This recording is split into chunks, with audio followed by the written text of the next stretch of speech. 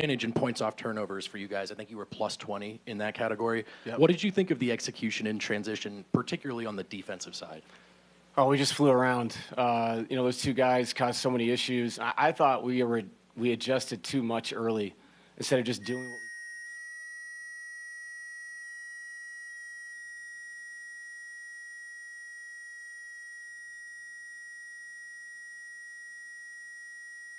four, and it felt like one of those games you're just kind of slowly crawling uphill. Then it was 3 at the end of the fourth. Seemed like we were going to win the game. Tied. It just felt like it was incremental steps to win a basketball game. So it wasn't pretty on either end, or I'm sorry, for either team, but you just got to make enough plays to win.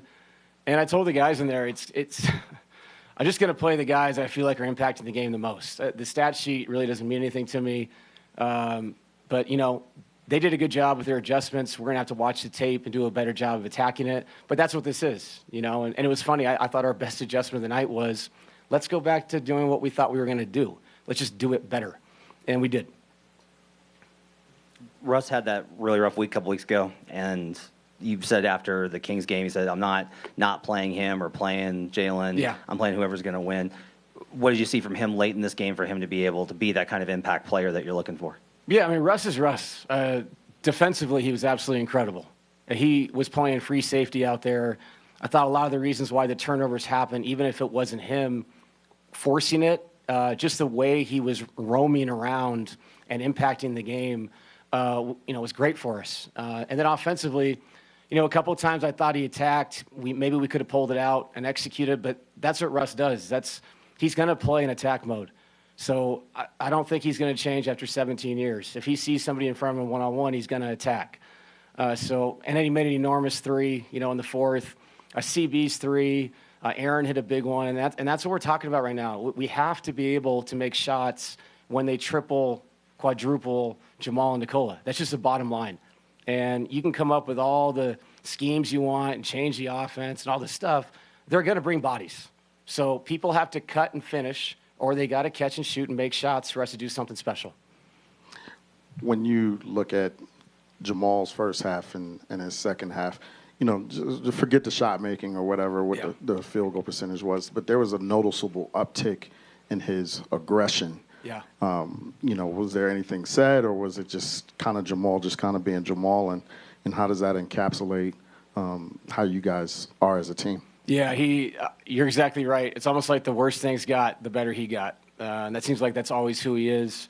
And I also thought Jamal, he's 7 for 20, 3 for 7, but the ones he made were so huge and so big.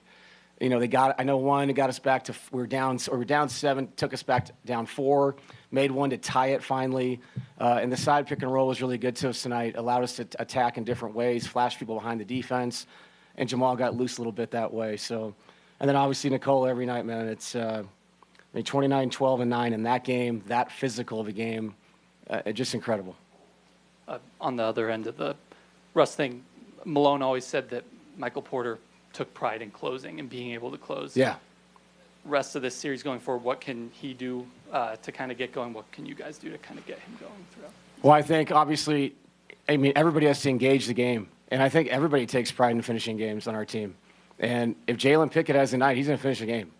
That's just it. That's the bottom line. It's the guys that are playing the best at that time are going to finish. And I thought the runs that were made, I was going to go back to Mike at the end of the second, and we made a run. And it's like you can't stunt runs when things are happening.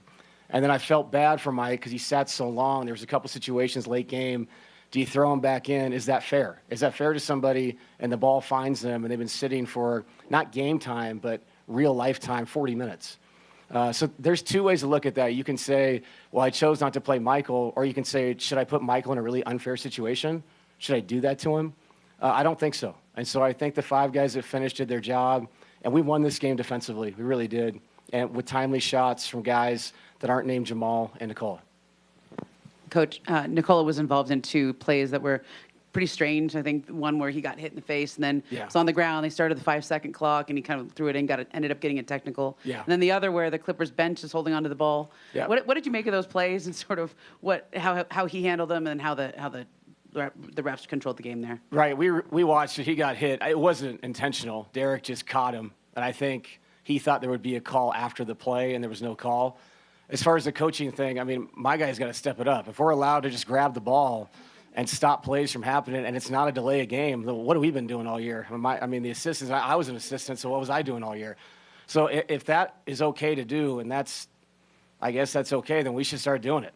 I've never seen that before, to be honest. But, again, if they don't call it, they don't call it, and it didn't have any impact on the game. So it is what it is. I'm sure the league will look at it. What did you know Jeff Duncan? You had that in him?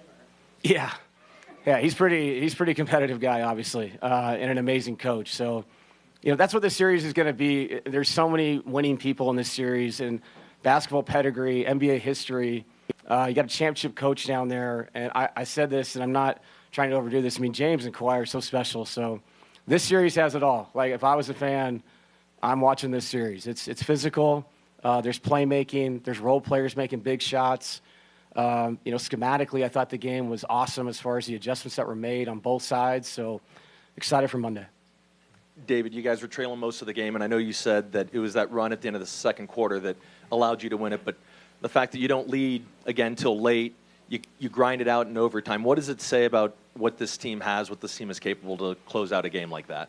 Yeah, I'll say it again. It's just stay connected in tough times. I mean, it really is. That's what it is. In the playoffs, the timeouts are so long. There's so much conversation that, I mean this, it can kind of go sideways when things are going well. You got 3.5 minutes to talk to each other in a really intense moment. And I thought the guys did a good job of pushing each other the right way. And we have to do that throughout this series. I mean, this is going to be extremely tough. We know that. And I thought I saw that the last 3 games, which were playoff games, to get into this thing. And that's the key, man. Go out and play and all that stuff, but stay together and cheer for the guy that's out there if you're not out there. Help that guy, talk to him. So that's what it takes. And if that's what it takes to win 4 times, let's do it. Let's stay together. So, David, in the back on your right. Sorry. Yeah, no, you're good. You just kind of touched on stay in there, cheer the guy on, whatever.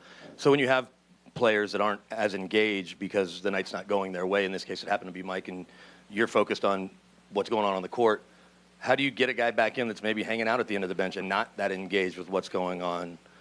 And in this case, I'm saying, but in general, to keep a guy that isn't having their best night in the huddle and around everything. I'll be honest. I'm coaching the game. So guys have to stay engaged themselves. These are grown men trying to win a basketball game on a team. So the guys on the bench can talk to them. Our assistant coaches can talk to them. When I had a chance, I talked to Mike, and I was trying to be communicative about what my thoughts were, how I thought he could get back in the game. And like I said, sometimes runs happen, and you go, I just don't know if we can take somebody out right now with the way the team is playing. And I'm going to say it again, like I've said last week. If Mike comes out and he plays and he's engaged defensively, he's knocking down shots, Michael will be out there, just like everybody else in that locker room. I'm going to keep saying it. I mean it. We're going to do anything we have to do to win a basketball game. How big was Aaron for you on both sides? Incredible. Some of the offensive rebounds, second possessions, the play where he went to the basket and dunked it. We were having a hard time scoring, a late clock, defensively, walling up at the rim, guarding Zubats, guarding Kawhi, switching on to James and double drags. Absolutely incredible. He's such a good basketball player, winning basketball player. So happy for Aaron. Thank you, Coach. Yep. Thanks, guys.